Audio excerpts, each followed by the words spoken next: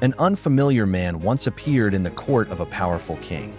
His clothes were simple, his posture calm. There was nothing about him that suggested ambition, yet his eyes carried confidence. When asked why he had come, he said simply that he was seeking employment. The king studied him carefully and asked, "What skills do you possess?" The man replied without hesitation, "I am siyasi." The court murmured. The word carried weight. In Arabic, siyasi referred to one who resolves problems through insight, understanding, and negotiation. A thinker, a reader of people, a quiet strategist. The king smiled faintly. He already had many politicians, advisors, and counselors. Another one was unnecessary. But instead of dismissing the man, the king made an unusual decision. The head of the royal stables had recently passed away, so the king appointed the outsider to oversee the horses. The courtiers exchanged puzzled glances. A political mind placed among animals seemed like an insult disguised as mercy. A few days later, the king casually asked about his most expensive and beloved horse, a creature known across the kingdom for its lineage and beauty. The outsider answered calmly, "It is not purebred." The king froze, surprised and offended. He immediately summoned a renowned equestrian from the forest. The man examined the horse and said, "The horse is purebred, but its mother died at birth. It was raised on cow's milk." The king turned sharply to the outsider. "How did you know?" The man replied, "When it eats grass, it lowers its head like cows do.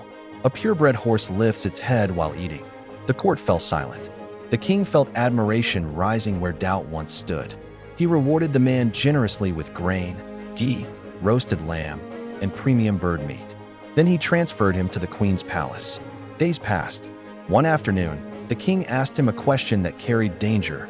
"What do you think of the queen?" The outsider paused and then said carefully, "She looks like a queen, but she is not a princess." The king's face lost color, anger mixed with fear. He summoned his mother-in-law. With hesitation and shame, she revealed the truth. Their daughter had died in infancy. To preserve alliances, they adopted another child and raised her as royal. The king returned to the outsider. "How did you know?" The man answered, "Her treatment of servants is harsher than that of the ignorant. Royal blood carries dignity even in discipline." Once again, the king rewarded him, this time with sheep and goats, and appointed him to the royal court itself. Time passed. Then came the most dangerous question. The king summoned the outsider and asked, "What do you think of me?" The man lowered his gaze. "Grant me safety first." The king promised. The outsider spoke slowly.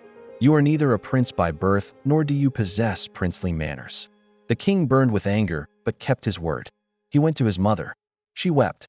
"You are the son of a shepherd. We had no children, so we raised you as our own." The king returned shaken and asked the outsider, "How did you know?" The man replied, "When kings give rewards, they give jewels and gold. You give food, sheep, and goats. That is not the habit of a prince. It is the habit of a shepherd's son." The court stood in stunned silence.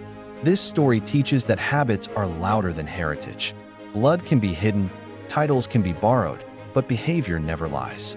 Psychology tells us that early conditioning shapes instincts deeper than conscious intention. Spiritually, it reminds us that God leaves signs and character for those who observe with sincerity.